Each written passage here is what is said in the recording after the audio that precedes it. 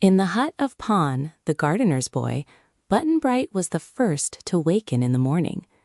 Leaving his companions still asleep, he went out into the fresh morning air and saw some blackberries growing on bushes in a field not far away. Going to the bushes, he found the berries ripe and sweet, so he began eating them.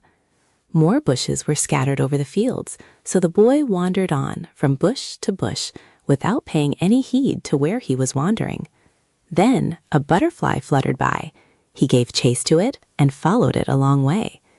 When finally he paused to look around him, Button-Bright could see no sign of Pon's house, nor had he the slightest idea in which direction it lay. "Well, I'm lost again," he remarked to himself. "But never mind, I've been lost lots of times. Someone is sure to find me." Trot was a little worried about Button-Bright when she awoke and found him gone.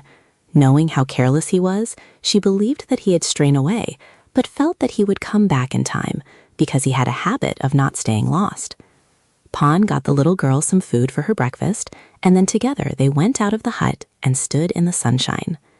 Pon's house was some distance off the road, but they could see it from where they stood, and both gave a start of surprise when they discovered two soldiers walking along the roadway and escorting Princess Gloria between them.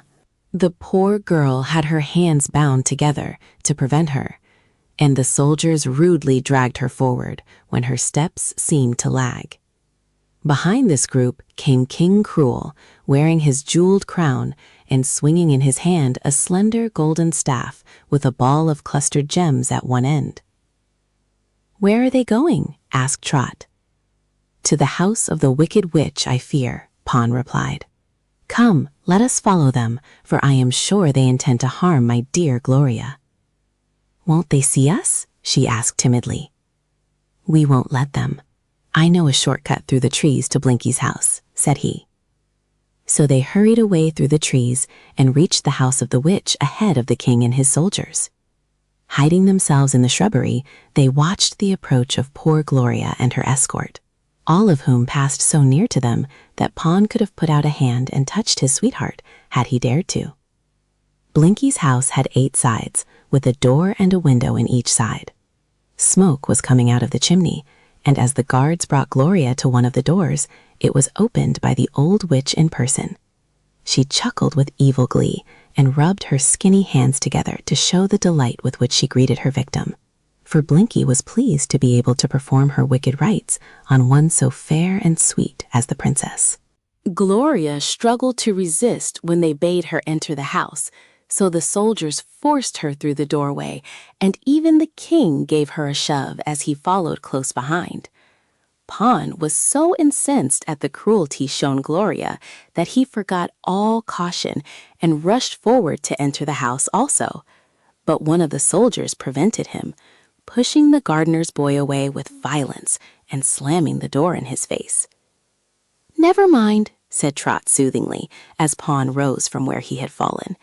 "You couldn't do much to help the poor princess if you were inside.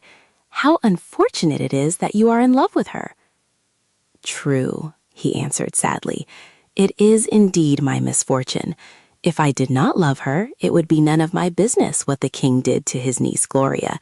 But the unlucky circumstance of my loving her makes it my duty to defend her." "I don't see how you can, duty or no duty," observed Trot. "No, I am powerless, for they are stronger than I. But we might peek in through the window and see what they are doing." Trot was somewhat curious too, so they crept up to one of the windows and looked in, and it so happened that those inside the witch's house were so busy they did not notice that Pon and Trot were watching them. Gloria had been tied to a stout post in the center of the room, and the king was giving the Wicked Witch a quantity of money and jewels, which Googly Goo had provided in payment. When this had been done, the king said, "Are you perfectly sure you can freeze this maiden's heart so that she will no longer love that low gardener's boy?" "Sure as witchcraft, your majesty," the creature replied. "Then get to work," said the king. "There may be some unpleasant features about the ceremony that would annoy me, so I'll bid you good day and leave you to carry out your contract. One word, however, if you fail, I shall burn you at the stake." Then he beckoned to his soldiers to follow him, and throwing wide the door of the house, walked out. This action was so sudden that King Cruel almost caught Trot and Pawn eavesdropping, but they managed to run around the house before he saw them. Away he marched up the road, followed by his men, heartlessly leaving Gloria to the mercies of old Blinky. When they again crept up to the window, Trot and Pawn saw Blinky gloating over her victim. Although nearly fainting from fear, the proud princess gazed with haughty defiance into the face of the wicked creature, but she was bound so tightly to the post that she could do no more to express her loathing. Pretty soon, Blinky went to a kettle that was swinging by a chain over the fire and tossed into it several magical compounds. The kettle gave 3 flashes, and at every flash, another witch appeared in the room. These hags were very ugly, but when one-eyed Blinky whispered her orders to them, they grinned with joy as they began dancing around Gloria. First one and then another cast something into the kettle, when to the astonishment of the watchers at the window, all 3 of the old women were instantly transformed into maidens of exquisite beauty, dressed in the daintiest costumes imaginable. Only their eyes could not be disguised, and an evil glare still shone in their depths. But if the eyes were cast down or hidden, one could not help but admire these beautiful creatures, even with the knowledge that they were mere illusions of witchcraft. Trot certainly admired them, for she had never seen anything so dainty and bewitching, but her attention was quickly drawn to their deeds instead of their persons, and then horror replaced admiration. Into the kettle, old Blinky poured another mess from a big brass bottle she took from a chest, and this made the kettle begin to bubble and smoke violently. One by one, the beautiful witches approached to stir the contents of the kettle and to mutter a magic charm. Their movements were graceful and rhythmic, and the wicked witch who had called them to her aid watched them with an evil grin upon her wrinkled face. Finally, the incantation was complete. The kettle ceased bubbling, and together the witches lifted it from the fire. Then Blinky brought a wooden ladle and filled it from the contents of the kettle. Going with the spoon to Princess Gloria, she cried, "Love no more, magic art, now will freeze your mortal heart." With this, she dashed the contents of the ladle full upon Gloria's breast. Trot saw the body of the princess become transparent, so that her beating heart showed plainly. But now the heart turned from a vivid red to gray, and then to white. A layer of frost formed about it, and tiny icicles clung to its surface. Then slowly the body of the girl became visible again, and the heart was hidden from view. Gloria seemed to have fainted, but now she recovered, and opening her beautiful eyes, stared coldly and without emotion at the group of witches confronting her. Blinky and the others knew by that one cold look that their charm had been successful. They burst into a chorus of wild laughter, and the 3 beautiful ones began dancing again, while Blinky unbound the princess and set her free. Trot rubbed her eyes to prove that she was wide awake and seeing clearly, for her astonishment was great when the 3 lovely maidens turned into ugly, crooked hags again, leaning on broomsticks and canes. They jeered at Gloria, but the princess regarded them with cold disdain. Being now free, she walked to a door, opened it, and passed out, and the witches let her go. Trot and Pawn had been so intent upon this scene that in their eagerness they had pressed quite hard against the window. Just as Gloria went out of the house, the window sash broke loose from its fastenings and fell with a crash into the room. The witches uttered a chorus of screams, and then, seeing that their magical incantation had been observed, they rushed for the open window with uplifted broomsticks and canes. But Pawn was off like the wind, and Trot followed at his heels. Fear lent them strength to run, to leap across ditches, to speed up the hills, and to vault the low fences as a deer would. The band of witches had dashed through the window in pursuit, but Blinky was so old, and the others so crooked and awkward, that they soon realized they would be unable to overtake the fugitives. So the 3 who had been summoned by the Wicked Witch put their canes or broomsticks between their legs and flew away through the air, quickly disappearing against the blue sky. Blinky, however, was so enraged at Pawn and Trot that she hobbled on in the direction they had taken, fully determined to catch them in time and to punish them terribly for spying upon her witchcraft. When Pawn and Trot had run so far that they were confident they had made good their escape, they sat down near the edge of a forest to get their breath again, for both were panting hard from their exertions. Trot was the first to recover speech, and she said to her companion, "My, wasn't it terrible?" "The most terrible thing I ever saw," Pawn agreed. "And they froze Gloria's heart, so now she can't love you anymore." "Well, they froze her heart, to be sure," admitted Pawn, "but I'm in hopes I can melt it with my love." "Where do you suppose Gloria is?" asked the girl after a pause. "She left the witch's house just before we did. Perhaps she has gone back to the king's castle," he said. "I'm pretty sure she started off in a different direction," declared Trot. "I looked over my shoulder as I ran to see how close the witches were, and I'm sure I saw Gloria walking slowly away toward the north." "Then let us circle around that way," proposed Pawn, "and perhaps we shall meet her." Trot agreed to this, and they left the grove and began to circle around toward the north, thus drawing nearer and nearer to old Blinky's house again.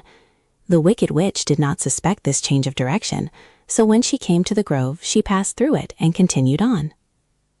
Pawn and Trot had reached a place less than half a mile from the witch's house when they saw Gloria walking toward them. The princess moved with great dignity and with no show of haste whatever, holding her head high and looking neither to right nor left.